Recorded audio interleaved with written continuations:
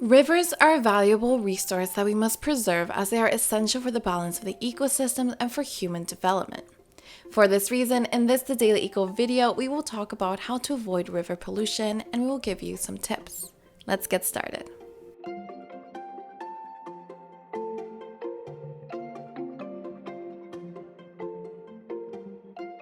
Reduce your consumption of plastic. This will notably help avoid contamination of rivers. You can use cloth bags, biodegradable containers, or other materials such as glass or metal. If there is no other alternative for the use you need to give it, it's preferable to choose plastics that can be reused or recycled, and not those for single use. And when the life of these plastics come to an end, make sure to give it the correct final disposal. Reduce the use of oil and batteries. Oils are highly polluting. It is estimated that a single liter of oil pollutes 1,000 liters of water, and batteries have a toxic composition that when dissolved in water can be ingested by fish and other living beings in the affected ecosystem.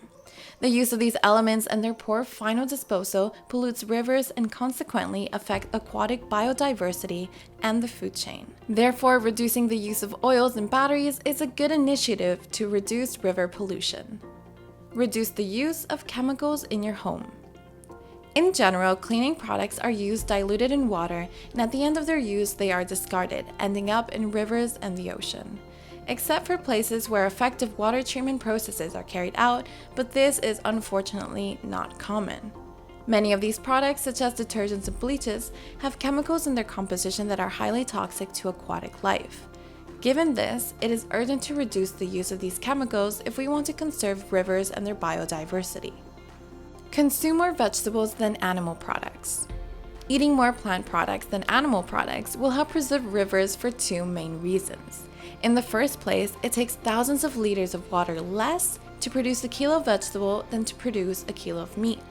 Secondly, the livestock industry produces a large amount of polluting waste that ends up in rivers and other bodies of water. This is why even reducing your meat consumption would help reduce your impact on the planet. Before we continue, let's put you to the test. What percentage of plastic waste reaches the sea through rivers? Is it A, 70%, B, 80%, or C, 90%? Think about it because at the end of the video, you'll be able to find out if you're right. Consume food from organic farming. Agrochemicals used in industrial agriculture not only persist in our food, but many of them seep into the groundwater and end up in rivers, polluting them and affecting the biodiversity. In this way, by consuming food from organic farming, you will be promoting the production of food free of agrochemicals, and ultimately you will reduce the amount of harmful substances that end up in rivers. Dispose of waste properly. Certain substances such as paint or pool chemicals can be lethal to the flora and fauna of rivers. For this reason, if you have to use any of these products, make sure that they have a proper final disposal and do not throw them out directly into the water or the ground as they seep and end up in groundwater and river. Pay attention to the origin of the products you consume. Getting involved in the production processes, knowing if industries are involved in deforestation of forests, and demanding that these industries carry out a correct treatment of effluents and residues will undoubtedly contribute to avoiding contamination in rivers and other ecosystems. Although this is a hassle, and industries should really be doing this themselves, it's a great initiative if you want to go that extra mile. Don't waste water.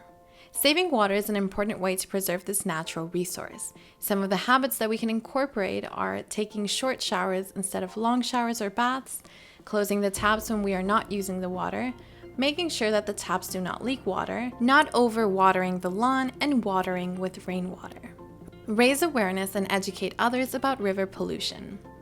It is important to raise awareness among the general public and teach others what actions we can take to preserve rivers and also all the other natural resources. And going back to the question we had asked you before, have you thought about it? The correct answer is C. About 90% of all plastic waste that ends up in the sea comes from rivers. That's why it's so important to avoid its contamination.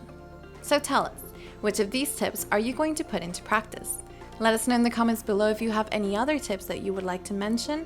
We hope you've enjoyed this video, and we'll see you in the next one.